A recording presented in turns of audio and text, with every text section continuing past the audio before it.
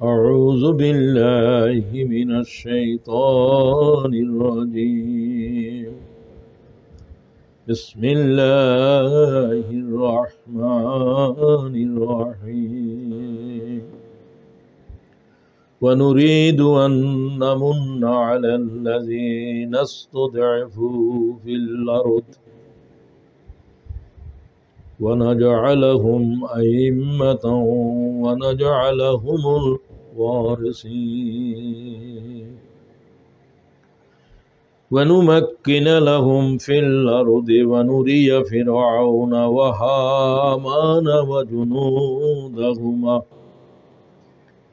وجنودهما منهم ما كانوا يحذرون صدق الله العظيم اللهم صل على سيدنا محمد وعلى آل محمد كما صليت على إبراهيم وعلى آل إبراهيم إنك حميد مجيد اللهم بارك على محمد وعلى آل محمد كما باركت على سيدنا إبراهيم وعلى آل سيدنا إبراهيم إنك حميد مجيد সম্মানিত ইমাম সাহেব, শ্রদ্ধাভাজন উলামায়ে কেরাম, সম্মানিত মুসল্লি ভাইসব এবং পর্দার অন্তরালে যারা আলোচনা শুনছেন সমস্ত ভাই এবং বোনেরা, সকলের উদ্দেশ্যে রইল আসসালামু আলাইকুম ওয়া রাহমাতুল্লাহি ওয়া বারাকাতুহু।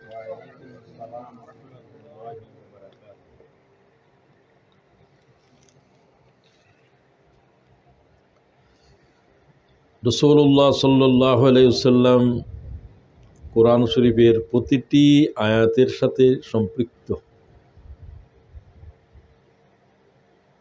একটা আয়াত নাই যে আল্লাহ রসুলের সাথে কোনো সম্পর্ক নাই, কি ঠিক আছে? তো মুহাম্মদুর রাসূলুল্লাহ সাল্লাল্লাহু আলাইহি ওয়াসাল্লাম ইন দ্য কোরআন এই বিষয়ের উপরে কথা বলছিলাম। তো এই বিষয়ের উপরে তো সারা বছর কথা বলা যাবে, ৬,০০০ আয়াত আলোচনা করতে তো বহু সময় লাগবে। তো আজকে গুরুত্বপূর্ণ বিষয় যেগুলোর সাথে জড়িত সেগুলো আমরা বলছি। সূরা কাসাসের ৫ নম্বর ৬ নম্বর আয়াত পড়েছি। সূরা কাসাস রাসূলুল্লাহ সাল্লাল্লাহু আলাইহি ওয়াসাল্লামের মক্কি হায়াতের শেষ সূরা, হিজরতের পথে নাযিল হয়েছে। রাসূলুল্লাহ তখন অশ্রুসক্ত অবস্থায় কাবার দিকে কাঁদতেছিলেন। রাতের শেষ প্রহর, আবু বকরের বাড়ির দিকে যাবেন, আবু বকরকে নিয়েছেন। তারপরে হাজুরা নামক স্থানে, যেখান থেকে কাবা দেখা যায় না, রাসূলুল্লাহ সাল্লাল্লাহু আলাইহি ওয়াসাল্লাম কাবা শরীফের দিকে তাকাচ্ছেন আর কাঁদছেন। সাইয়্যিদুনা জিবরাইল হাজির হয়ে বলছে, ইয়া রাসূলুল্লাহ, আপনার কি কাবা শরীফকে ছেড়ে যেতে কষ্ট হচ্ছে? হুজুর বললেন, হ্যাঁ, আর কষ্ট হচ্ছে। তিনি তখন 53 বছরের বৃদ্ধ। অত্যাচার, নির্যাতন, জুলুম 13 বছর পর্যন্ত পয়গম্বরী হায়াতে, সেগুলোর বর্ণনা দেওয়া তো এক ইতিহাসের বিষয়। তো সমস্ত অত্যাচার জুলুমের কারণ ছিল ঈমান। ঈমান আনে নাই, ঈমানের দাওয়াত দেন নাই। তিনি আলামিন, তিনি আস-সাদিক, তিনি আরবের নয়নমণি, তিনি সকলের প্রিয়, তিনি মুহাম্মদ ইবনে আব্দুল্লাহ সাল্লাল্লাহু আলাইহি ওয়াসাল্লাম। যে মুহাম্মদে রাসূল সাল্লাল্লাহু আলাইহি ওয়াসাল্লামকে বুঝায়, সেই মুহাম্মদের পরেই দরুদ শরীফ পড়তে হবে। ছেলের নাম রাখছেন, নাতির নাম রাখছেন মুহাম্মদ, আমি আমার রান্দের নাম রাখছি মুহাম্মদ, সেটা কি দরুদ শরীফ পড়তে হবে? না। ইমাম বুখারীর নাম মুহাম্মদ, বিন ইসমাইল না। রাসূলুল্লাহ সাল্লাল্লাহু আলাইহি ওয়াসাল্লামকে বুঝায় যখন বলবেন তিনি, তখনও দরুদ শরীফ পড়তে হবে। এটা আল্লাহর নির্দেশ। আল্লাহ তাআলা তার নাম উচ্চারণ করলে কোনো সিফত উচ্চারণ করাকে জরুরি করে নাই, বলেন নাই ওহি করে। মুহাম্মদের নাম উচ্চারণ করলে দরুদ শরীফ ওয়াজিব হয়ে যাবে। সুবহানাল্লাহ। আর কি বলবো, কিছু বলার নাই, যা বলার আল্লাহই বলে দিছে। মুহাম্মদ কি শুধু আল্লাহ থেকেই শিখেন।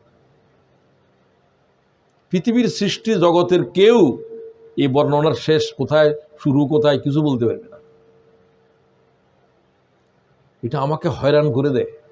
অথচ তিনি মখলুক, তিনি মখলুক, তিনি ছিলেন না। মখলুক মানে উহা যাহা ছিল না, তাকে আল্লাহ তাআলা সৃষ্টি করেছে। আল্লাহ যখন থেকে ছিলেন তখন থেকে তো মুহাম্মদও নাই, জিবরাইলও নাই, মিকাইলও নাই, কিছু নাই। আল্লাহ কখন থেকে আল্লাহর শুরু, এর কোনো শুরুও নাই। হুয়াল আউয়ালু ওয়াল আখির, শুরুও নাই, beginning of the beginning, end of the end. শুরুরও শুরু, শেষেরও শেষ। তার শেষও নাই, শুরুও নাই। আর এই বিষয়ে কোনো এলেমও কারো কাছে নাই, কোনো সোয়াল নাই, প্রশ্ন নাই, কারণ এর উত্তর কারো কাছে জানা নাই। যদি কারো জিজ্ঞাসা করতে চান, আল্লাহর সাথে যেদিন আপনি দেখা করবেন সেদিন যে কোনো প্রশ্ন আল্লাহরে করতে পারবেন। সব প্রশ্নের উত্তর পৃথিবীর নবীরাও দিতে পারবে না, জিবরাইলও পারবে না, অনেক কিছুই পারবে না। পারবে না তো বেশি জিনিস মানুষের সাথে সম্পর্কিত আল্লাহ জানা দিয়েছেন, সেটা জানেন। বহু আয়াতের ভিতরে রাসূল বলছেন আমি জানি না। কেন জানেন না? আল্লাহ জানান নাই। কিয়ামত কবে হবে জিবরাইলও জানে না, মুহাম্মদও জানে না। কিয়ামত যিনি সংগঠিত করবেন ইসরাফিলও জানে না। কথা বোঝা যায়? আমি বলছি তো, ইসরাফিলও জানে না। আর কে জানবে? ইসরাফিল কখন জানবে? আল্লাহ বলে এখন সিংহায় ফুঁক দাও। এই কথাটা কখন বলবে? সাথে সাথে ফুঁ দেওয়ার জন্য সিংহা হাতে দাঁড়িয়ে রয়েছে কোটি কোটি বছর। সৃষ্টি থেকে আছে, তারা বানাইছে ওই জন্য। শুধু আল্লাহর একটা হুকুমের জন্য এক পায়ের উপরে খাড়া আছে। তখন আল্লাহ হুকুম করবে তখন। এটা আল্লাহ কাকেও জানান নাই। ইন্নাল্লাহু ইনদাহু ইলমুস সাআহ, কিয়ামতের ইলম যার কাছে আছে সেই আল্লাহ। সুবহানাল্লাহ, সেই আল্লাহ। আল্লাহ কয় ইন্নাল্লাহু ইনদাহু ইলমুস সাআহ, সাআহ মানে কিয়ামত। কিয়ামতের ইলম যে জাতের কাছে আছে ওই জাতের নাম আল্লাহ। সুবহানাল্লাহ। তো সুতরাং এটা কাকেও জানানো হয় নাই, এটা জানানো, যেহেতু আল্লাহ জানান নাই, এটা কারো জানা নাই। এটা না জানানোর ভিতরে এই রহস্য ভালো। আমি যদি কোনদিন মারা যাবো এটা জানতাম, আমার পক্ষে পৃথিবী করা কি সম্ভব হতো? এটা আল্লাহ জানান নাই, কেউ জানে না। তিনি কবে মরবেন তিনিও জানেন না। এটাও আল্লাহ তাআলার হুকুম লাগবে। হুকুম ছাড়া কিছুই নড়বে না। কোরআন শরীফের আয়াত বলছে গাছের পাতাটা নড়তেও পারবে না। সুবহানাল্লাহ। বালিটা এই জায়গার থেকে ওই জায়গায় যেতে পারবে না। আর কোনো কথা আছে? আল্লাহ কিভাবে সৃষ্টিরে কন্ট্রোল করে? আল্লাহু আকবার। এটা আল্লাহ। তো তখনই সূরা কাসাস নাযিল হয়েছে। এই সূরার ভিতরে একটা আয়াত আছে, ফালাম্মা জাহু ওয়া কাসসা আলাইহিল কাসাস। অতঃপর তিনি তার সব ঘটনা, কিসসা আর কি, আপনারা কিসসা বলেন, কাসাস। আল্লাহ তাআলা কিসসা শব্দ দুটো সূরা, একটা হলো সূরা ইউসুফ, এটাকে বলছে আহসানুল কাসাস, উত্তম কাহিনী। এ সূরাতেও কাহিনী। তিনি তার কাহিনী বর্ণনা করলেন। তিনি মানে মূসা। কাহিনী মানে মানুষ মারার ঘটনা। মিশর থেকে পালিয়ে গেলেন মাদায়েনে, গাছতলায় বসে বসে ভাবছেন কি করব, কোথায় যাব। ফেরাউনের লোক মারছেন, বনী ইসরাইলের লোকেরা আহত। বনী ইসরাইল আর ফেরাউনের বংশ, দুই বংশের মারামারি চলে, সব অত্যাচার জুলুম চলে বনী ইসরাইলদের উপরে। মুসা আলাইহিস সালাম নিজেই বনী ইসরাইলের একজন। তো তার জাতি ভাই এর উপর অত্যাচার ছিল, ওরে ঘুষি দিয়েছেন, ওই ঘুষিতে মারা গেছে। লোকেরা দেখে ফেলছে, বলছে যে ফেরাউন আমাদের লোক মেরছো, তাহলে তো শেষ, এটা তো রাষ্ট্রীয় লোক। তখন মুসা আলাইহিস সালাম পালা যেতে বাধ্য হলেন। কি করবেন, কোথায় যাবেন, কোনো দিশা নাই। চলতে চলতে যেখানে গেলেন আল্লাহ হাজির এখানে করলেন। ক্ষুধার্ত ক্লান্ত অবস্থায় গাছের ছায়া বসে আছেন, মেয়ে দুটো বকরি নিয়ে দাঁড়িয়ে আছে, লোকেরা পানি খাওয়াচ্ছে, একটা কূপ, অনেক লোক। কিন্তু এরা তো মেয়ে মানুষ, অন্যদের বকরিরা খাওয়ানোর পানি খাওয়ানোর পরে না তারা খাওয়াবে, যেহেতু তারা মেয়ে, দুজনে দাঁড়িয়ে আছে। তিনি লক্ষ্য করলেন, তিনি আগিয়ে গেলেন, মেয়েদেরকে বললেন যে তোমার বকরির আমার কাছে আনো। তিনি পানি পান করাই দিলেন। বাফেরে যায়, বলছে যে এরকম মানুষ একটা আমাদেরকে সাহায্য করছে, খুব তাগড়া, এই লোকটারও যদি আমরা আমাদের কাজে লাগাইতে পারি তাহলে আমাদের জন্য সুবিধা হয়। বাপে কয় যে এটাকে নিয়ে আসো। তখন মুসা আলাইহিস সালাম আল্লাহর কাছে দোয়া করতেছেন যে তখন তো নবী ঘোষণা হয় নাই, নবীরা জন্ম থেকে নবী, কিন্তু সাইলেন্ট থাকে, ডরমেন্ট, কথা বোঝা যায় নাকি। কোন সময় নবুয়ত ঘোষণা দিবে, আল্লাহ বলবেন এখন নবুয়তের ঘোষণা দাও।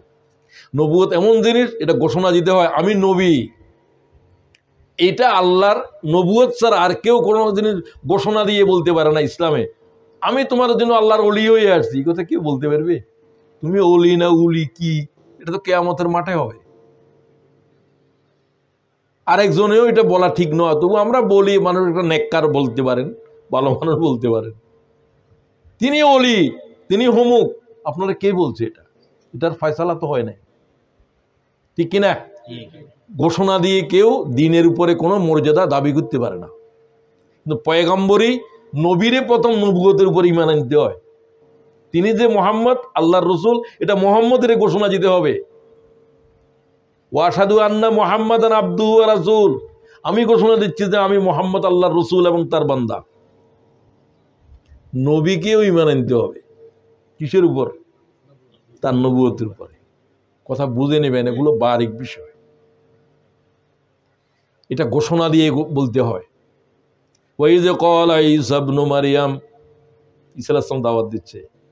ওয়াইজ ক্বালা ঈসা ইবনু মারইয়াম ইয়া বনি ইসরাঈল, হে বনি ইসরাঈলগণ, ইন্নী রাসূলুল্লাহি ইলাইকুম, আমি তোমাদের জন্য কি হয়ে এসেছি? মুসা আলাইহিস সালামও তাই, সব পয়গম্বররা তাই, রাসূল সাল্লাল্লাহু তাই। কুল, তুমি বলে দাও, ইন্নী রাসূলুল্লাহি ইলাইকুম জামিআ। সবাই বলছে ইয়া কওম, আর রাসূল বলতেছেন আমি তোমাদের সকলের জন্য রাসূল হয়ে আসছি। সুবহানাল্লাহ। সব ভাষা, সব বর্ণ, সব এলাকা যা আছে সব, কোনো কালের সীমানা নাই, বর্ণের সীমানা নাই, যা আছে পৃথিবীর মানব, পৃথিবীর কিয়ামত পর্যন্ত যা আসবে সকলের জন্যই আমি রাসূল। এরকম আর নাই। সব হলো কওমি, তিনি হলেন আলমী, তিনি হলেন যে গ্লোবাল মেসেঞ্জার, গ্লোবাল মেসেঞ্জার। বুঝা যায়? তো মুসা আলাইহিস সালাম দোয়া করে যে ও আল্লাহ, আমার কোথায় আশ্রয়, কোথায় কি। তো আল্লাহ তার মুনাজাত, তিনি কি বলে আল্লাহরে বলতেছেন, রব্বে ইন্নী লিমা আনজালতা ইলাইয়া মিন খায়রিন ফাকির। এটাও সূরা কাসাসের 24 আয়াত। ও আল্লাহ, তুমি আমার প্রতি যে দয়া করবে, তুমি তো করবে, না হলে আমি কিভাবে থাকবো? জন্মভূমি থেকে পালাই চলে আসলাম, কোথায় আশ্রয় নিব? তুমি আমার প্রতি যে দয়া করবে আল্লাহ, আমি সে দয়ার কাঙ্গাল। আমাকে কারাগারের বন্দি বললো যে মফিজ ভাই, আয়াতটাই শুধু আমি কারাগারে পড়তাম, রব্বে ইন্নী লিমা আনজালতা ইলাইয়া মিন খায়রিন ফাকির। আল্লাহ, যে দয়া আমার প্রতি করবে আমি সে দয়ার কাঙ্গাল। তুমি অবশ্যই করবে, তুমি ছাড়া আমি কোথায় যাব, কি করব? মেয়েদের বাপ যখন বললো যে মানুষটাকে নিয়ে আসো, আমার আব্বু যাইতে বলছে, মেয়ে দুটো আসে। তিনি আরেক পয়গম্বর, তিন পয়গম্বর শুআয়ব আলাইহিস সালাম। তিনি খুব কিন্তু এলাকার খুব প্রভাবশালী মানুষ, তার উপরে আঘাত করতে পারল না জাতিরা, কারণ তার বংশ অনেক বড় এবং প্রতিষ্ঠিত। তো ওই আল্লাহ তাআলা ওই সূরার নামকরণ করেন যে এই আয়াত থেকে। তিনি তার কসাস, তার কাহিনী বর্ণনা করলেন। তারপর বললেন যে ঠিক আছে, তুমি আমার এখানে থাকো, তোমার কোনো ভয় নেই। তখন নবী হন নাই, তো বকরি চড়ানোর কাজ দিল। 10 বছর পর্যন্ত, 8 বছর পর্যন্ত আমার বকরি চড়াইবা, তোমাকে আবার মেয়ে বিয়ে দেব, আর এটা যে বকরি চড়াইবার যে পয়সা করি 8 বছরে পাইবা, এটাই হলো মোহর। মোহর ছাড়া কোনো বিয়ে নাই। একবার আদম আলাইহিস সালামেরও মোহর দিতে হয়েছে। আল্লাহ যেটা ঠিক করেন আর কি, বুঝছেন নি? কারো কোরআন শরীফের এলেম জানা আছে, সাহাবীর হুজুর বলছে এটাই মোহর, তারে আল্লাহ কোরআন শরীফের হাফেজ, এটাই মোহর, এটার উপরে ওর কিছু নাই, আর এটার উপরে বিয়ের আগ্দ দিলেন। কিন্তু মোহর নির্ধারণ করা লাগবে, নবীর জন্যও প্রয়োজন। আচ্ছা যাই হোক, ওগুলো এক কথাতে আরেক কথা। তো তিনি ছাগল চড়ানোর কাজে লাগলেন। কোন নবী 8 বছর একাক্রমে ছাগল চড়ায় নাই। হুজুর বলেন কোন নবী দুনিয়ার উপরে আসে নাই যে ছাগল চড়ায় নাই। সম্ভবত আদম আলাইহিস সালাম চড়ায় নাই, আমার যতটুকু মনে পড়ে। মা বাসাল্লাহুন নাবিয়্যা ইল্লা রাআল গনাম, রাওয়াহুল বুখারী। এই হাদিস ইমাম বুখারী নিয়েছেন। মা বাসাল্লাহুন নাবিয়্যা ইল্লা রাআল গনাম, বকরি চড়ায় নাই কোন পয়গম্বর জমিনের উপরে নাই। সুবহানাল্লাহ। সাহাবীরা বললেন হুজুর আপনিও কি ছাগল চড়াইছেন? হ্যাঁ, নাম ওয়া কুনতু আরআ আলা করারিতা লিআহলি মক্কা, আমি অল্প অর্থের বিনিময়ে মক্কাবাসীর বকরি চড়িয়েছি। সুবহানাল্লাহ বললেন। সব নবীরা কাজকর্ম করে খেয়েছে। মসজিদে বসে বসে আল্লাহ আল্লাহ করেন, মানুষরা আসবে আপনার কাছে, এগুলো জায়েজ নাই, খোঁজাখুঁজি জায়েজ নাই। অথচ তোমার দেখলেন যুবক কতগুলো কি জোহরের নামাজও পড়লো, আসরের নামাজ মসজিদের ভিতরে বসবে খালি তসবিহ পড়ে, কয় তোমাদের কি কাজ? কয় আমরা আল্লাহ বাইরে মসজিদ থেকে ফাইজা কুদিয়াতিস সালাত ফান্তাশিরু, নামাজ শেষ হওয়ার পরে জমিন বিচরণ করো। এখানে মসজিদে বসবে, তোমার কি করো? এখানে তসবিহ পড়ার জন্য তো আল্লাহ দুনিয়ায় পাঠায় না। এই যে কাজ করতেছো, দোকান করতেছো, এগুলোই তো ইবাদত। বাইরে মসজিদ থেকে এই সমস্ত দরবেশি ইসলামে নাই। হযরত ওমর বাইরে করে দিয়েছে, অন্যরা হয়তো বাইরে করতেন না। বাইরেও কাজ কর, দুনিয়াতে কাজ করার জন্য যে দুনিয়াতে আসছো। ইবাদত কোনো সুবহানাল্লাহ আলহামদুলিল্লাহর নাম ন। আল্লাহ তাআলা রাসূলুল্লাহ সাল্লাল্লাহু আলাইহি ওয়াসাল্লামকে পাঠাইছেন যে এগুলো দেখার জন্য। রাসূল সাল্লাল্লাহু আলাইহি ওয়াসাল্লাম তাসবিহ পর্যন্ত হাতে নেন নাই। উম্মতেরা আবার তাসবিহ ছবি পড়বে, আমরা পড়ি, সাহাবীরা পড়ছেন, পড়া কোনো না জায়েজ নয়। হুজুর যা তাসবিহ পড়ছেন এই আঙ্গুলের ভিতরে যে তাসবিহ আছে বেশিরভাগ, কারণ ইবাদতের জন্য বানিয়েছে। ইবাদত তো সবকিছু, কথা বলতেছেন, পা দিতেছেন, এই দিকে যাচ্ছেন, ওদিকে যাচ্ছেন, যা কিছু করতেছেন সবকিছুকে ইবাদত বানাইতে। ঠিক আছে, এখন থেকে বুঝবেন। তো নবী করিম সাল্লাল্লাহু আলাইহি ওয়াসাল্লাম হিজরতের জন্য চলে যাচ্ছেন কেন? মক্কার জমিনের উপরে আর থাকার অবস্থা নাই। সাহাবায়ে কেরামদেরকে যাওয়ার ইজাজত দিয়েছেন, কিন্তু রাসূলুল্লাহ সাল্লাল্লাহু আলাইহি ওয়াসাল্লাম, নবীরা হিজরত করতে পারে না। কার হুকুম? শুধু এক নবী এরকম পালাইতে চাইছিলেন, আল্লাহ মাছের পেটের ভিতরে ঢুকেছে। তিনি কে? একজনই। 40 দিন পর্যন্ত মাছের ফেডে থাকতে হয়েছে। কেউ বলছে 1 মাস, কেউ বলছে 40 দিন। তো আমার তবলিগের ভাইয়েরা 40 দিনটা পছন্দ করে, আমি এটারে পছন্দ করলাম, 1 চিল্লা। 40 দিন মানে কি?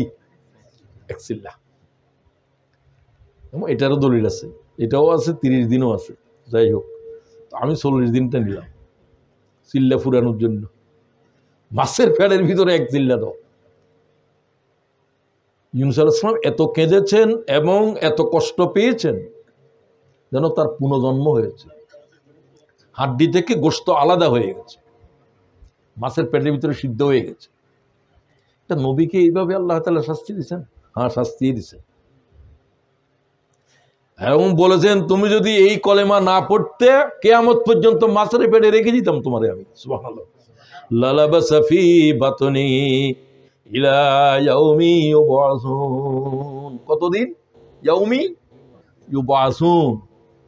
আল্লাহর আয়াত, পয়গম্বরকে বলছে তুমি যে জমিন ছেড়ে চলে আসতেছ কারে জিজ্ঞাসা করে? সোজা জিনিস বুঝছেন খোদার দিনের দায়িত্ব কি? নবীদের জন্য মর্যাদাও যেমন, দরাদরিও এমন। আচ্ছা, যাই হোক, আবার মাছের পেটের থেকে বাইরে আল্লাহ বলছে আবার তোমার দাওয়াতের জমিনে যাও। সুবহানাল্লাহ বিহামদি। ওই জমিনে যাও যে জমিনের থেকে আসছো, কারণ তোমাকে তো ওই জমিনের জন্য পাঠাইছি, অন্য কোনো জমিনে দাওয়াত দিতে পারবে না। এটা উম্মতে মুহাম্মদই পারবে, আর কেউ পারবে না। তুমি যে জায়গার জন্য, যাদের জন্য, ওই জায়গাতেই তোমার মউত পর্যন্ত থাকতে হবে। যদি এটার উপরে আল্লাহর গজব এসে যায় কম জাতির প্রতি, তাহলে বলবেন যে হয় বায়তুল মুকাদ্দাস, তা না হলে মক্কা। এই জন্য মক্কা শরীফে যাদের উম্মত নাই বা কয়েকজন, তাদের জীবনের শেষ হয়েছে আল্লাহর কাবায়। এই জন্য কাবাঘরের চারিদিকে শুধু পয়গম্বরের কবর। শুধুমাত্র মাতাবের ভিতরে 300-র উপরে পয়গম্বর আছে। সুবহানাল্লাহ।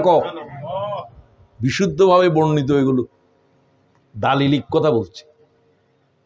মাতা বুঝুন তো, তোয়াফ করার জায়গা। বাইতুল্লাহ তো লন্ডনের লোকেরা বেশি তোয়াফ করে, বেশি যায়, আলহামদুলিল্লাহ। তো নবী করিম সাল্লাল্লাহু আলাইহি ওয়াসাল্লামের কে তারা বলল যে আবু জেহেল তখন আরবের নেতৃত্ব দিচ্ছে, কুরাইশ বংশ, সব তো কুরাইশের নেতৃত্ব দেয়। রাসূল নিজেও কুরাইশ বংশ, অনেক বড় বংশ এরা। সমস্ত আরবের দায়িত্ব এই জাতের হাতে, এই গোষ্ঠীর হাতে, কুরাইশদের হাতে। কাবাগরের মতো অল্লি তারা। তো সিদ্ধান্ত হলো যে একে নিয়ে কি করব, মুহাম্মদের নিয়ে। প্রত্যেক ঘরে ঘরে ঘরে ঘরে সব নতুন নতুন ছেলে ফেলে যারা আসতেছে, 18 বছর 17 বছর, সব তো মুহাম্মদের ধর্ম গ্রহণ করতেছে। আমাদের বাপদাদার ধর্মের কি হবে? দারুদ্দ বৈঠক চলছে। কার নেতৃত্বে? কুরাইশদের নেতাকে আবু জাহেল। আবু জাহেল নামও কিন্তু ওমর, ওমর ইবনে হিশাম। দরজা বন্ধ করো, খুব গুরুত্বপূর্ণ ডিসিশন হবে। দারুদ্দ। বুড়া মানুষ একটা দরজা নক করলো, কয় আমার একটু আসতে দাও। কয় তুমি কে? সে হলো ইবলিস। বুড়া মানুষের চোখে লাড়ি দড়িয়ে আসছে, কয় আমি ইয়ামন থেকে আসছি, আমি ইয়ামনের শেখ। তোমাদের আজকে নাকি একটা জরুরি বৈঠক আছে শুনলাম, আমি এই জন্য আসছিলাম। কোথায় নাকি? বসো।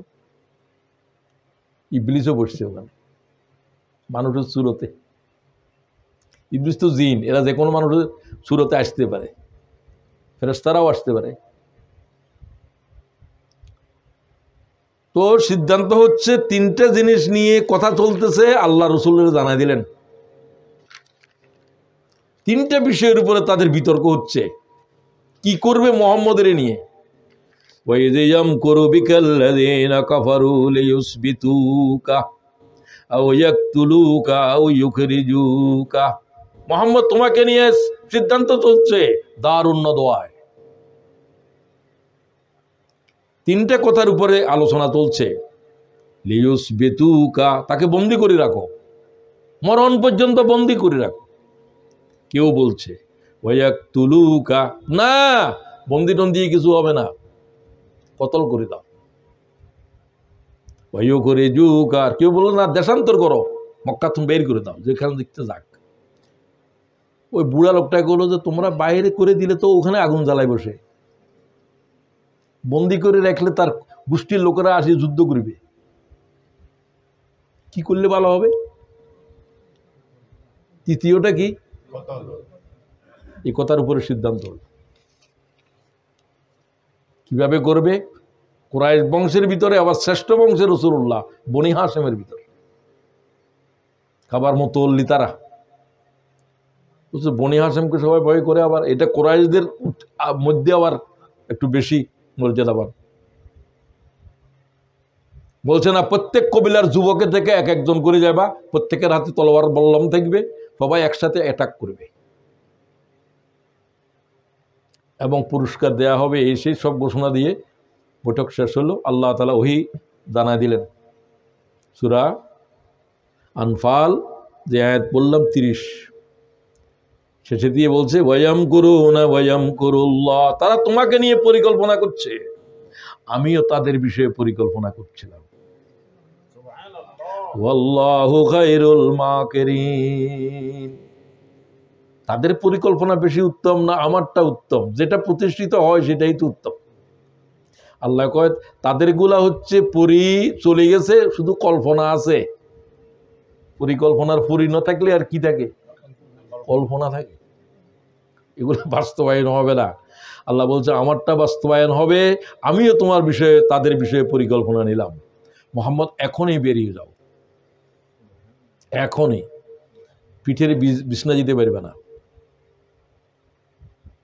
রসুলদার ঘরে হুজুর স্ত্রী ইন্তেকাল করছেন, চাচা নাই, আপনজন বলতেও আর কেউ নাই, হুজুরের আশ্রয় দেবে, কাকেও বলারও দরকার নেই। সবাই হিজরত করে অনেকে চলে গেছে, যারা ঈমান এনেছে, হযরত ওমরও চলে গেছে। শুধু আবু বকরকে রাসূলুল্লাহ বলে রাখছেন যে, আবু বকর, আমার যখন হিজরতের হুকুম হবে তখন তুমি আমার সাথে থাকবে। আবু বকরকে বলা হয় হিজরতের সাথী, গায়ের সুরের সাথে। ডাক দিলেন দরজায়, তো বাইরে যাওয়ার সময় কি পড়লেন? তারা তো গিরিয়ে রেখেছে। আলীকে বললেন, আলী, শুধু আলী হুজুরের ঘরে থাকতেন। চাচার অর্থবিত্ত কম ছিল, আলীর হুজুর পাইতেন। তুমি আমার চাদর গায়ে দিয়ে আমার বিছানায় শুয়ে থাকো, তোমাকে রেখে যাচ্ছি এই জন্য। এই হলো আরবের মুশরিক যারা আমার হত্যা করতে আসছে, তাদের করজ, তাদের আমানত এখানে, এই আমানত পৌঁছে দিবা। এটা হলো আলামিন, এটা হলো কি আলামিন। তারপর তুমি চলে যাবা, সম্ভবত আমি মদিনায় চলে যাচ্ছি। আবু বকর সাথে বেরিয়ে, আবু বকর আগের থেকে যেদিন বলছেন যে প্রস্তুত থাকো, 3 মাস আগে ধরেন, সেই থেকে আবু বকর আর পিঠ বিছনায় দেয় নাই। কারণ রাসূলুল্লাহ ক্লান্ত অবস্থায় আসবে, আমরা ডাকতে আমার জন্য দেরি না হয়, আগের থেকে সব রেডি টেডি করে রাখছেন। 2 জন চলছে। আল্লাহ কোরআনে বলছেন, তোমরা যখন মুহাম্মদকে বের করে দিয়েছিলা, সেই 2 জনের ভিতরে একজন ছিল, আর একজন আবু বকর, আর কেউ নেই সাথে। উটের উপরে চলছেন, এগুলো আব্দুর রহমান, আবু বকরের ছেলেরা এগুলো ঠিকঠাক করে রাখছে আগে বাকি। যাবে মক্কা যেদিকে, মদিনা যেদিকে, তার উল্টা দিকে রওনা হলেন। হেকমত গায়ের সুরের ভিতরে, ওই গুহার ভিতরে 3 দিন ছিলেন। ছেলেরা এগুলো দিন আনতো, বকরি চড়াইতো, আবু বকরের গোলাম বকরির দুগ্ধ নিয়ে ওখানে দুগ্ধ পান করাইতো। সেগুলো লম্বা ঘটনা। এখন আসেন, এই পথের ভিতরে আল্লাহ তাআলা যে কোরআন শরীফের আয়াত নাযিল করলো, রাসূলুল্লাহকে বললেন যে জিবরাইল চোখের পানি মুছে ফেলেন। আল্লাহ তাআলার ওহী আসছে আপনার উপরে, আল্লাহ আপনার ক্রন্দন সইতে পারে না। তো এই আয়াতটা আপনারা শুনুন। وَنُرِيدُ أَن نَّمُنَّ عَلَى الَّذِينَ اسْتُضْعِفُوا فِي الْأَرْضِ. We desire to bestow a favor upon those who are depressed in the land.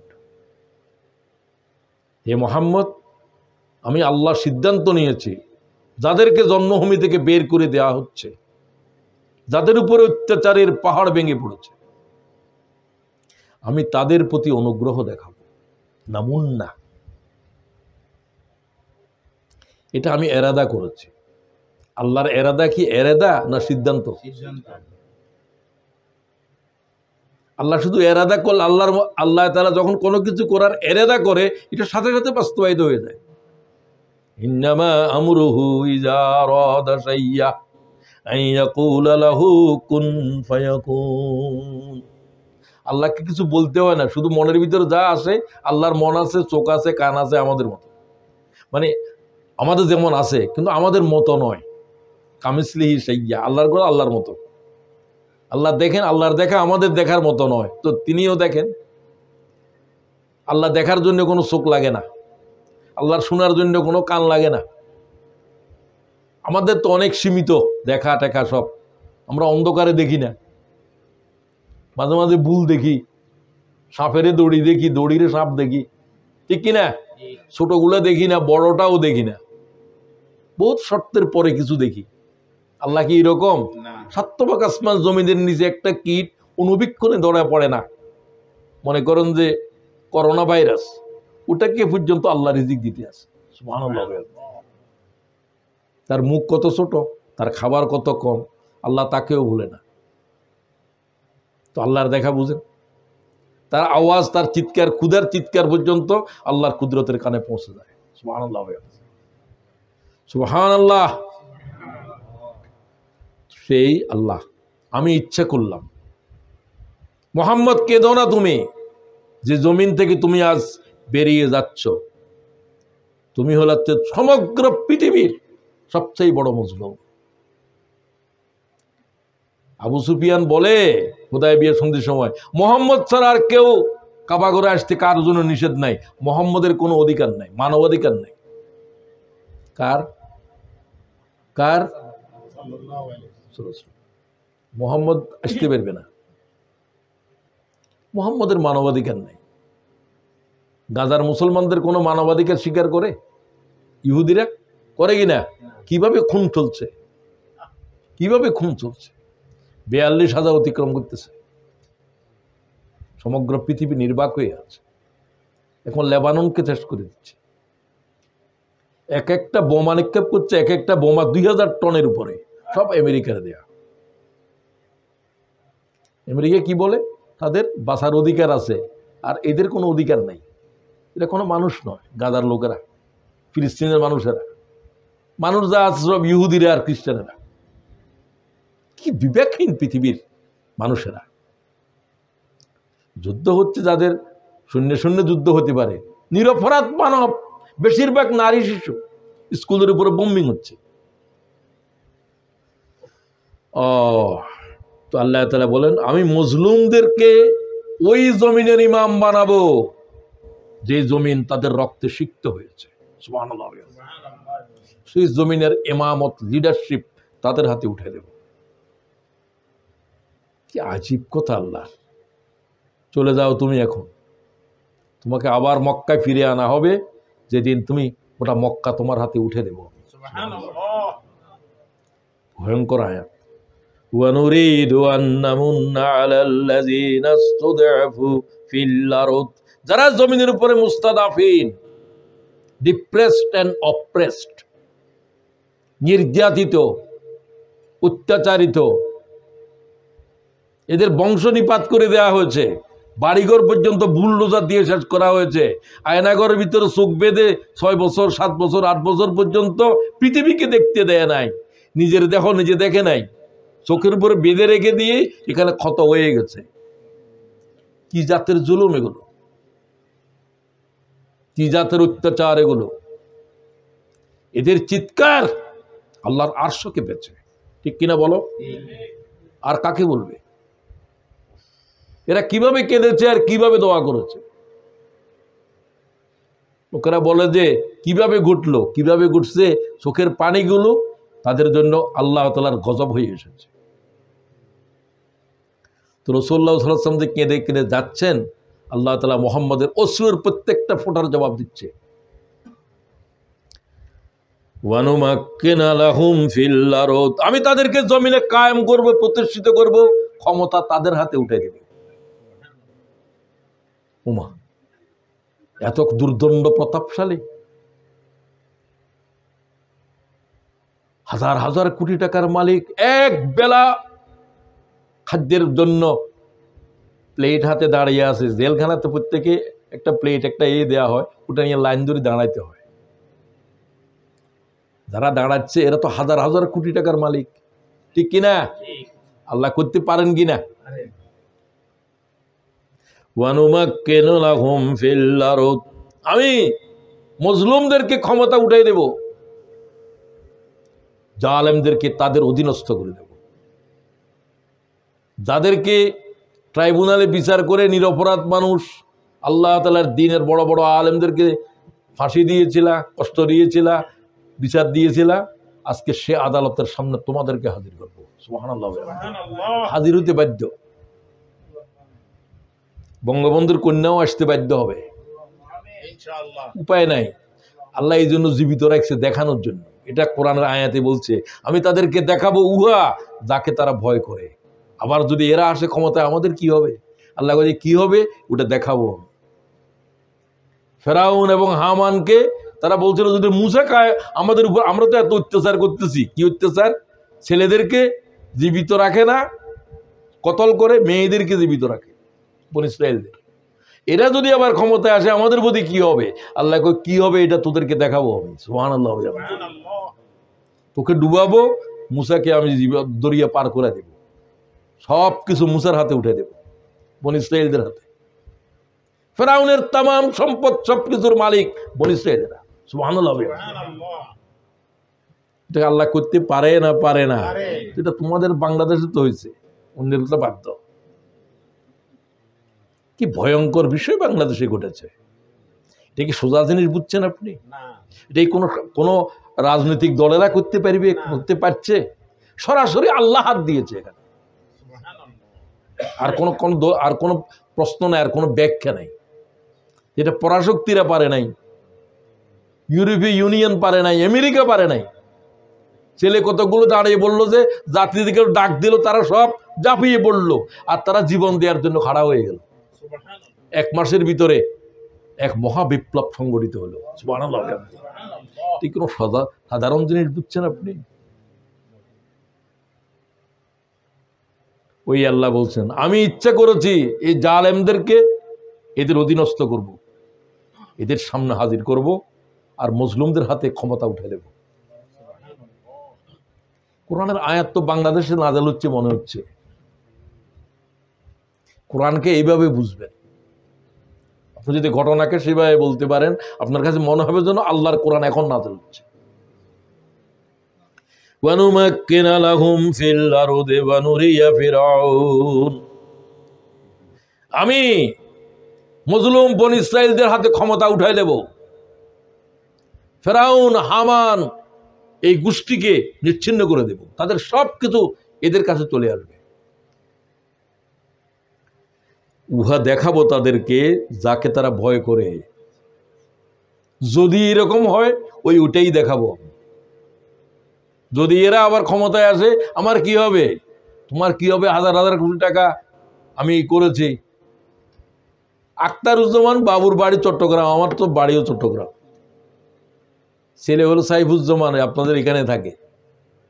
শুধুমাত্র ব্রিটেনের ভিতরে 360টা বাড়ি আছে, খুব মানে অভিজাত এলাকায়। আমেরিকার গুলা বাদ দাও। আল জাজিরার খবর তো, এর কত হাজার কোটি টাকার সম্পদ এই দেশে কিভাবে আসলো, কে করলো, এগুলো এক একজনের ঘটনা, এক একজনেই একটা মহাকাব্য। মহাকাব্য পশম শিহরে যায়। একটা দেশের নিয়ে কি চলছে, তো তাদের তো ভয় হবে যদি এরা আবার আমাদের কি হবে? তোমার এখন সমস্ত বাড়ি ছেড়ে তোমাকে কাঙ্গাল হওয়া লাগবে, ঠিক কিনা বলো? একটাও থাকবে না তোদের হাতে। এবং সেটা আনার জন্য আল্লাহ তাআলা ডক্টর ইউনূসের নিছে, ইউনূসের নিছে, যাকে সমগ্র দুনিয়া সম্মান করে, জানে, চিনে। জাতিসংঘ বলে দিয়েছে বাংলাদেশের অর্থনৈতিক উন্নয়নের জন্য যা দরকার জাতিসংঘের দরজা খুলে দেওয়া হয়েছে। এটা আর কারোর জন্য বলা হবে না, এর জন্যই বলা হয়েছে। সেই যে এখানে ক্ষমতা আসবে তাকে দরকার। ভারতের 140 কোটি মানুষের ভিতরে একটা ডক্টর ইউনূস নাই, এই জাতের মানুষ নাই। তারে টুপ করে ফেলাই দাও পদ্মা নদীতে। কি বেয়াদব, কিরকম অহংকার, কিরকম! আর সেটা তোমাদের আমাদের দেশেরই সম্পদ। মানুষ যখন সীমা লঙ্ঘনের এই পর্যায়ে চলে যায়, বুঝতে হবে যে এর ভয়াল পরিণতি আসতেছে। আল্লাহ আমাদেরকে মাফ করিলেন। وَنُمَكِّنَ لَهُمْ فِي الْأَرْضِ وَنُرِيَ فِرْعَوْنَ وَهَامَانَ وَجُنُودَهُمَا مِنْهُمْ مَا كَانُوا يَحْذَرُونَ। আমি তাদেরকে তা দেখাবো, the very things against which they feared, তারা ভয় করে যদি উল্টে যায় আমাদের কি হবে। আল্লাহ কয় যে কি হবে যেটা ভয় করছো সেটা দেখাই ছাড়বো। সুবহানাল্লাহ, দেখানো শুরু হয়েছে। এখন আল্লাহ তাআলা প্লে করতেছে, আল্লাহ নামছে, এখন সব আল্লাহ করাচ্ছেন। এখানে কারো কিছু নাই, পরিস্থিতিকে আল্লাহ সেভাবে নিয়ে যায়, যা ঘটানো দরকার সেভাবে ঘটে যাবে, ঠিক কিনা? আপনি মনে করছেন এখানে ছাত্রদেরকে উস্কাই দিয়ে এখানে আন্দোলন করে, ওখানে কি শ্রমিক আন্দোলন করে, অনেকে বলে যে আজও টালমাটাল। আমি বলি তোমার মাথা ঠিক নেই, আজও তো 1-1.5 মাস চলছে মাত্র, ঠিক কিনা? 15 বছরের এক বিবস্ত্র ব্যবস্থা, বিধ্বস্ত ব্যবস্থা, 1 মাসে যতটুকু কন্ট্রোল হয়েছে এটাও তো আশ্চর্য। সেনাবাহিনী বলেন, শুধু 1 লক্ষ পুলিশ অফিসার, পুলিশ কর্মচারী তার হাতে নিয়োগ পাইছে আওয়ামী লীগের হাতে। পুলিশ আছে 2 লাখ, আগের গুলোর ভিতরেও তো আছে। 1 লাখ তো শুধু হাতে দিছে, এগুলো গোপালগঞ্জের, টোপালগঞ্জের এই সমস্ত এই সেই সব ঠান্ডা হয়ে যেত। আল্লাহ তুমি ঠান্ডা করে দাও, কিছু করতে পারবে না। আল্লাহ যখন হাত দিবে কারো কোনো মোকাবেলা চলবে না, কারণ আল্লাহ তাআলার দয়ারে বাধ্য করে দিয়েছে এদের চোখের পানি। আয়নাগর থেকে এদের যে বর্ণনা যারা দিয়েছে আপনারা নিজেরাই তো শুনছেন, এরা বর্ণনা দিতে পারতেছে না চোখের পানির জন্য। চোখের বেঁধে এরকম 1 বছর পর্যন্ত থাকা কি কোনো মানুষের পক্ষে সম্ভব? আপনি চিন্তা করেন। এগুলো পৃথিবীর কোনো দেশে আছে বলে তো জানি না।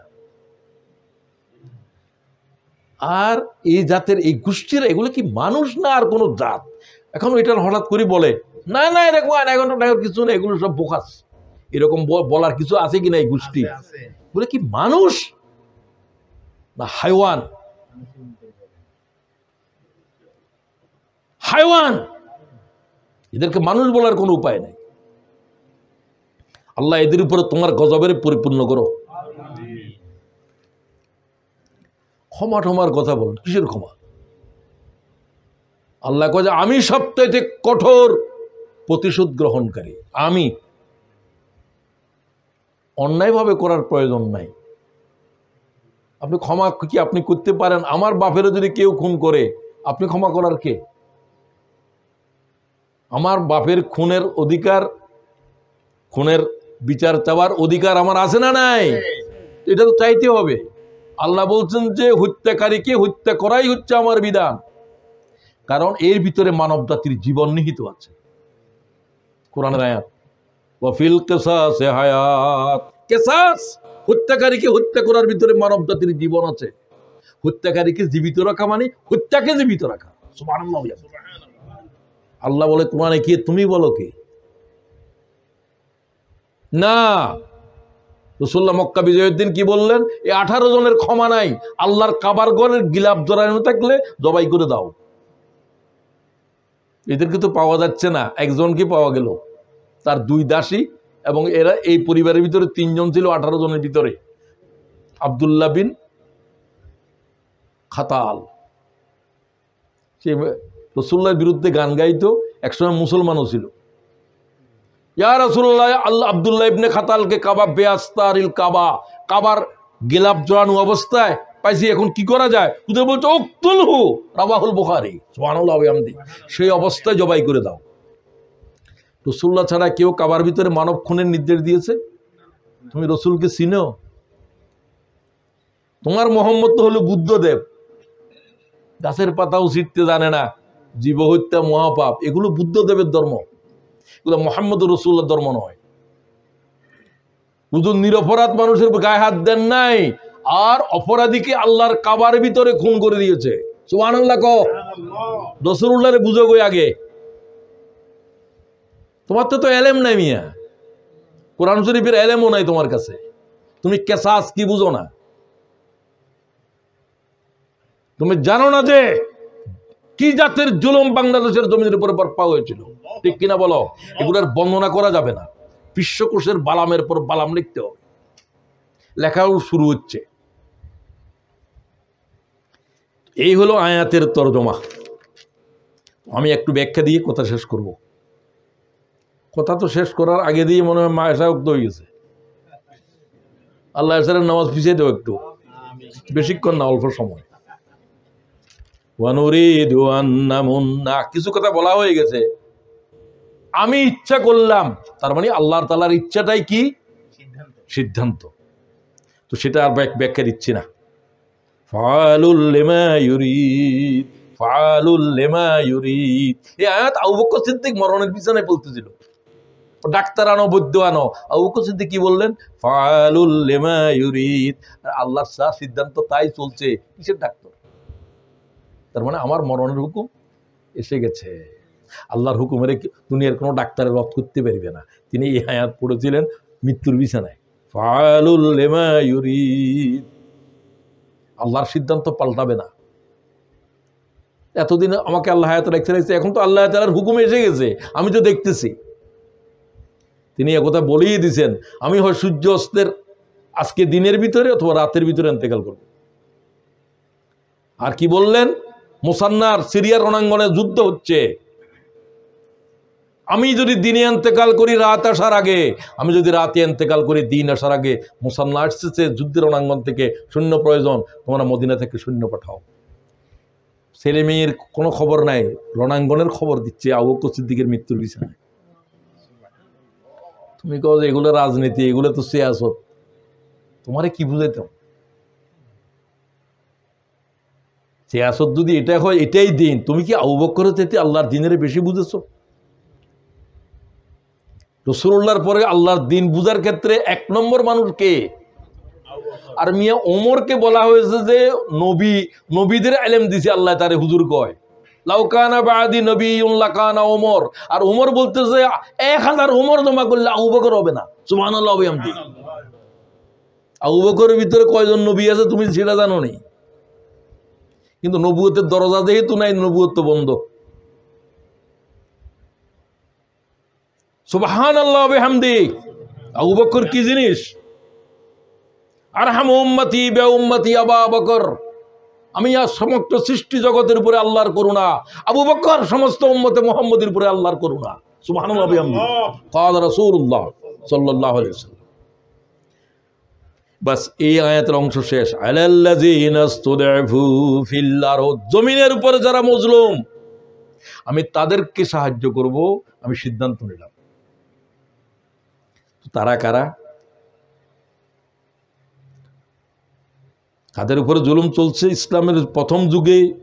খাব্বাব ইবনুল আরাত রাদিয়াল্লাহু তাআলা আনহু কেমন নির্যাতন চলছে রাসূলুল্লাহ সাল্লাল্লাহু আলাইহি ওয়াসাল্লাম একটা হাদিস থেকে শুনেন। এই আয়াতের ব্যাখ্যা শেষ করতেছি।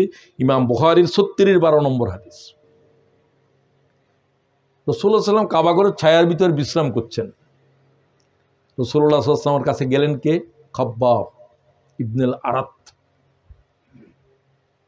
শাকাউনা ইলা রাসূলুল্লাহ সাল্লাল্লাহু আলাইহি ওয়াসাল্লাম আলা তাস্তানসিরু লানা আলা তাদউল্লাহ লানা। ইয়া রাসূলুল্লাহ, আমাদের জন্য দোয়া করেন না। রাসূলুল্লাহ শোয়া থেকে বসে গেলেন, তার চিৎকার, তার অস্থিরতা দেখে। হুজুর বলছে এরকম করছো কেন? হুজুর, সুমাইয়ারে কিভাবে শহীদ করা হয়েছে, জ্বলন্ত অঙ্গনের উপরে তার গোটা পরিবার একজন একজন করে আগুনের উপরে দেওয়া হয়েছে। সুমাইয়ার স্ত্রী অঙ্গের ভিতরে বর্ষা প্রবিষ্ট করে আবু জাহেল খুন করে দিয়েছে। রাসূলুল্লাহ বলতে অস্থির হইবে না, ঈমান যারা এনেছে তাদের উপরে এর চাইতে কঠিন অবস্থা বর্পা হয়েছে। সুবহানাল্লাহ। না হলে ঈমান ছাড়ি দাও। হুজুর কোনো দুঃখও দেখালেন না। আলা তাস্তানসিরু লানা আলা তাদউল্লাহ লানা, আমাদের জন্য দোয়া করবেন না ইয়া রাসূলুল্লাহ? ক্বালা কানার রাজুলু ফি মান ক্বাবলাকুম। হে খাব্বাব, তোদের আগে যারা ঈমান আনছিল তাদের উপরে কি হয়েছিল? যুহফারু লাহু ফিল আরদ, জীবন্ত মানব দাফন করে দেওয়া হয়েছে। সুবহানাল্লাহ। মরে নাই, জীবন্ত। ইমান ছাড়বি ছাড়বি না, জীবন্ত মানব দাফন করে দিয়েছে। ইমান ছাড়বা ছাড়বা না, করাত আনো, মাথার উপরে করাত টানা হয়েছে। ইমাম বুখারী হাদিস নিয়েছে, সুবহানাল্লাহ, বিশুদ্ধ সনদে। হাদিস এত লম্বা, আমি সেদিকে যাচ্ছি না। ইমানের উপরে কি চলছে বুঝতে পারতেছ? দু টুকরা হয়ে গেছে, এদের কলিজা থেকে ইমান বের করা যায় নাই। সুবহানাল্লাহ। অত্যাচার কি ধরনের হয়েছে এখন বুঝেন? এর আগেও হয়েছে, তাদের যুগেও হয়েছে। ওদের বলছে এক দল মানুষ আসবে তোদের উপরে, জালেম। ইজা কানা উমারাকুম শারারাকুম, নিকৃষ্ট তারা। বাংলাদেশেরটা দেখলেই হবে, ইহুদিদেরকে দেখলেই হবে, সবাই না, যারা আসছে গাঁজার উপরে বর্বরতা চালাচ্ছে। ফাইন আতাতুমুহুম ইউদিল্লুকুম ওয়া ইন আসাইতুমুহুম কাতালুকুম। এমন সরকার আসবে তোদের উপরে, আল্লাহ রাসূল ফরমান। ও মুমিনেরা, অনেকে হয়তো মুসলমান নামদারিও থাকবে, তাদের কথা যদি শুনো, তাদের এতেয়াত করো, তাদের দলে থাকো, ঈমান থাকবে না। আর তাদের বিরোধিতা করলে জান থাকবে না। কয়টা থাকবে না? দুইটা। তাদের কথা শুনলে ঈমান থাকবে না, তাদের দলে থাকলে ঈমান থাকবে না, তাদের বিরোধিতা করলে জান থাকবে না। সাহাবারা কয় কাইফা নাসনাউ ইয়া রাসূলুল্লাহ, তাহলে আমরা কি করব তখন? ওই জাতের শাসক যখন আমাদের উপরে আসবে, আমরা কি করব? এরকম শাসক কত আগস্ট, 5ই আগস্টের আগে তো বাংলাদেশেই ছিল, আমাদের দেশেই ছিল, লাল সবুজের বাংলাদেশে।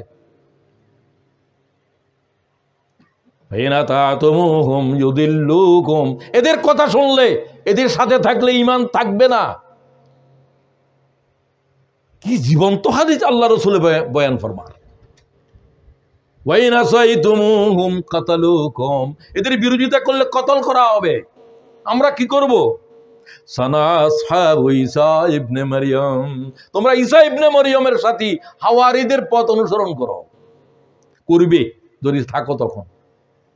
কি?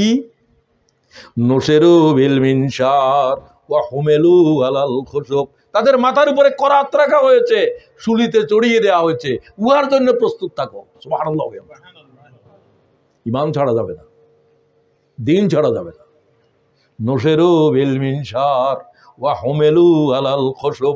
ক্বালা রাসূলুল্লাহ সাল্লাল্লাহু আলাইহি ওয়াসাল্লাম, হুজুরকে মাথার উপরে করাত চলবে, ঈমান ছাড়তে পারবে না। শুলের উপরে চড়িয়ে দেওয়া হবে, ঈমান ছাড়তে পারবে না। এরপর সে হাদিসের শেষে বলতেছেন হুমিলু আলাল খুশুব, তাদেরকে শুলিতে দেওয়া হবে, তাদের মাথার উপরে করাত চলবে, ঈমান চড়া যাবে না। এরপরে বললেন হুমিলু আলাল গুরমাউতুন ফি তাআতিল্লাহ, আল্লাহর পথে জীবন দেওয়া, নাফরমানির সাথে বেঁচে থাকা, কোনটা ভালো? এই কথা দিয়ে শেষ করলেন। ও সাহাবী, সেই যুগ যখন আসবে বেঁচে থাকার চিন্তা করবে না, জীবন দেওয়ার জন্য তৈরি হয়ে যাও। আল্লাহু আকবার। আল্লাহ শাহাদাতের মৃত্যু বকশিশ করো। ব্যাস, জুলুমের অবস্থায় কি থাকবে? জীবন বাঁচাবেন টাচাবেন, এগুলো কে শিখাইল? কে মশলা শিখাইল যে জীবন বাঁচানো ফরজ? আমি যা পড়লাম সব জীবন দেয়া ফরজ। আর হুজুরে কয় জান বাঁচানো ফরজ। তোর জান এটা কি নতুন কাপড় আলমিরাতে রাখি দিবি? এটার তো আল্লাহ তাআলা দ্বীনের জন্যই দিছে। খোদার দ্বীনের পথে এই জীবনের কোরবান করতে হবে। শত শত পয়গম্বর শহীদ হয়েছে, ঠিক কিনা বলেন?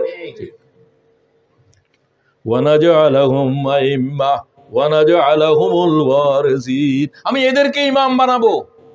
ওই জমিনের, যে জমিনে তাদেরকে নির্যাতন করা হয়েছে, তাদের মা বোনদেরকে বেইজ্জত করা হয়েছে, তাদের সম্পদ থেকে তাদেরকে বেদখল করা হয়েছে, তাদেরকে ওই জমিনের ইমাম বানাবো আমি, এবং ওই জমিনের তাদের হাতে উঠে দেব। সুবহানাল্লাহ। রাসূলুল্লাহকে দিয়েছে কিনা? মক্কাতে, মদিনার 8ম হিজরিতে আল্লাহ তাআলার পয়গম্বর যখন মক্কা দখল করতেছে, 10,000 বাহিনী রাসূলের সাথে একা রাতের নিশীথে বাইরে হয়ে গিয়েছিল সে মুহাম্মদ। আজকে কয় হাজার? 10,000 বাহিনী রাসূলুল্লাহর সাথে মক্কা বিজয়ের দিন। সেদিন ছিল 21শে রমজান। হুজুর প্রথমে বললেন রোজা ভেঙে ফেল, আল্লাহ দিনের জিহাদ রমজানের চাইতে রোজার চাইতে বলো। সুবহানাল্লাহ। খুব ভালো করে বুঝিয়েন। তো এরপর রাসূলুল্লাহ সাল্লাল্লাহু আলাইহি ওয়াসাল্লামের সাহাবায়ে কেরাম, হুজুরের মামা সাদ ইবনে আবি ওয়াক্কাস তখন ইরান বিজয় করে। ইরানের রাজধানী ছিল মাদায়েন। তো তারা পোল কালভার্ট সব ভেঙে দিয়েছে। রুস্তুম নিহত হয়েছে কাদেসিয়ার যুদ্ধে। মুসলমানদের পতাকাবাহী ছিলেন রাসূলুল্লাহর প্রিয় সাহাবী অন্ধ, কি নাম, আব্দুল্লাহ ইবনে মাকতুম। তিনি বলছেন আমি জীবনে, ওমর তখন খলিফা, ওমরকে বললেন যে আমার যুদ্ধে যেতে বাধা দিও না। রাসূলুল্লাহ আমার যুদ্ধে যেতে দেয় নাই। আমার মনে হচ্ছে আমি শাহাদাতের মৃত্যুবরণ করব, আমি কাদেসিয়ার যুদ্ধে যেতে চাই। 100-এর উপর বদরি সাহাবী ছিল ইরানিদের বিরুদ্ধে এই যুদ্ধে, সাদ ইবনে আবি ওয়াক্কাসের সাথে। 2000 নারী এই যুদ্ধে ছিল। সুবহানাল্লাহ বললে না, নারীদেরকে করিতে বসায় রাখিও। এগুলা কি জিনিস? 2000 নারী কাদেসিয়ার যুদ্ধে সাদ ইবনে আবি ওয়াক্কাসের সাথে যুদ্ধে অংশগ্রহণ করেছে। ইতিহাস পড়ো না, কোন তসবিহ পড়ার জন্য পৃথিবীতে এসেছ? সাদ ইবনে আবি ওয়াক্কাস এখন ওদিক মাদায়েন যাইতে হতে হলে দজলা পার হয়ে যেতে হবে। কিভাবে যাবেন? হযরত ওমর কাছে বললেন যে আরো সৈন্য পাঠান, আমরা কাদেসিয়ার যুদ্ধে বিজয় হয়েছি, এখন ইরানিদের রাজধানীতে হামলা করব। এরপরে গিয়ে দেখেন যে দরিয়া পার হবার কোনো রাস্তা নেই, সব পোল কালভার্ট ভেঙে দিয়ে। যুদ্ধের একটা কৌশল এটা। সাদ ইবনে আবি ওয়াক্কাস বললেন তোমরা আমার অনুসরণ করো। আল্লাহু আকবার বলে তিনি বললেন নাস্তাঈনু হাসবুনাল্লাহু ওয়া নি'মাল ওয়াকিল নি'মাল মাওলা ওয়া নি'মান নাসির। আল্লাহু আকবার বলে দরিয়ার উপরে ঝাঁপ দিলেন ঘোড়ার উপরে। 30,000-এর বাহিনী ছিল। আবু হুরায়রা বলেন আমি ছিলাম সেই যুদ্ধের একজন ঘোড়সওয়ার। 30,000-এর বাহিনী দজলার উপর দিয়ে গোড়া শুদ্ধ পার হচ্ছে, মনে হচ্ছে যেন স্থলভাগের উপরে গোড়া তুলছে। আমাদের দৃশ্য দেখে ইরানিরা পাগল হয়ে কত, এগুলো কি আসতেছে? দেও আসতেছে, এগুলো কোনো মানুষ নয়, দরিয়ার উপর দিয়ে কি করে ঘোড়া নিয়ে আসতেছে। সুবহানাল্লাহ বিহামদিহি। দজলা এত বড় নদী থেকে ওপার দেখা যায় না। সব পালাইলো, বিনা যুদ্ধে তারা মাদায়েন দখল করল। ইয়াজদিগার্দ তাদের রাজধানী হলো হোয়াইট হাউস, শত মরমর পাথরের, সোনা চাঁদি সব কিছু লন্ডভন্ড করে চলে। তারা তো পালাইছে। ওমর বলেছিল তারা যদি পালায় পিছিয়ে দাওয়া করিও না, পালাতে দিও। এটাও রুশদের কৌশল। তখন সেনাপতি বললেন, শ্বেতপ্রাসাদে কেউ সেদিন জুমাবার ছিল, তোমরা আজান দাও, আজকে ইরানিদের রাজধানীতে জুমার নামাজ আদায় হবে। সুবহানাল্লাহ। আর তিনি প্রথমে সিজদায় পড়ে গেলেন সেনাপতি। আশারায়ে মুবাশশারা সাদ ইবনে আবি ওয়াক্কাস রাদিয়াল্লাহু, তিনি রাসূলুল্লাহর মামা, হুজুরের মায়ের চাচাতো ভাই। তিনি কোরআনের আয়াত পড়তেছেন, কাম তারাকু মিন জান্নাতিন ওয়া উয়ুন। কত সোনা চাঁদি রেখে তারা চলে গেল। ওই যে আল্লাহ বললেন এদের সবকিছুর মালিকানা এদেরকে দিয়ে দেব। সুবহানাল্লাহ। আসতে পড়িও সেই আয়াতটা পড়ে দেখি, আমরা তো এখন বর্ণনা করার সময় নেই। সূরা দোখান 25 নম্বর আয়াত, কাম তারাকু মিন জান্নাতিন ওয়া উয়ুন ওয়া যুনুইন ওয়া মাকামিন কারীম।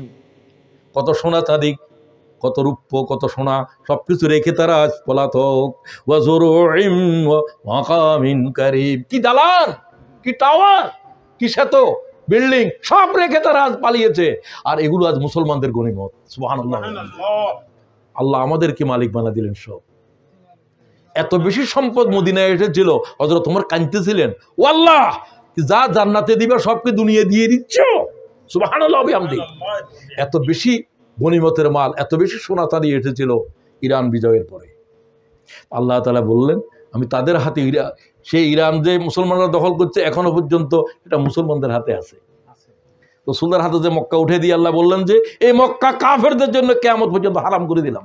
তোমাকে যে মক্কা থেকে বাইর করে দিয়েছে ونري فرعون وهامان وجنودهما منهم ما كانوا يحذرون। তোমার পরে তোমার সাহাবীরা খলিফারা এই মক্কার উপরে থাকবে, তাদের হাতে সমস্ত ইরান সমস্ত পারস্য সাম্রাজ্য তছনছ হয়ে যাবে। সুবহানাল্লাহ।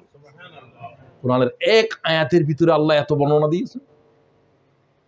আল্লাহ তাআলা আমাদেরকে তোমার দ্বীনের তোমার কোরআনকে বিজয় করার এই যুদ্ধে আল্লাহ আমাদেরকে মরণ পর্যন্ত শামিল হওয়ার তৌফিক দান করো। রব্বানা তাকাব্বাল মিন্না ইন্নাকা আনতাস সামিউল আলিম। আয় আল্লাহ তাআলা, তোমার দ্বীনের পথে যারা জীবন দিয়েছে, আমাদের বাংলাদেশে দিয়েছে, আমাদের তরুণেরা দিয়েছে, মা পাগল করে দিয়েছে, বাপ পাগল করে দিয়েছে, আল্লাহ তাআলা তাদের আব্বা আম্মার সান্ত্বনা দাও। শহীদদের পরিবারের উপরে সাকিনা অবতীর্ণ করো। আল্লাহ তাদের রক্তের বিনিময়ে অর্জিত বাংলাদেশের এই বিপ্লব আল্লাহ তুমি স্থায়ী করে দাও। সুবহান রাব্বিকা রাব্বিল ইজ্জাতি আম্মা ইয়াসিফুন ওয়া সালামুন আলাল মুরসালিন আলহামদুলিল্লাহি রাব্বিল আলামিন।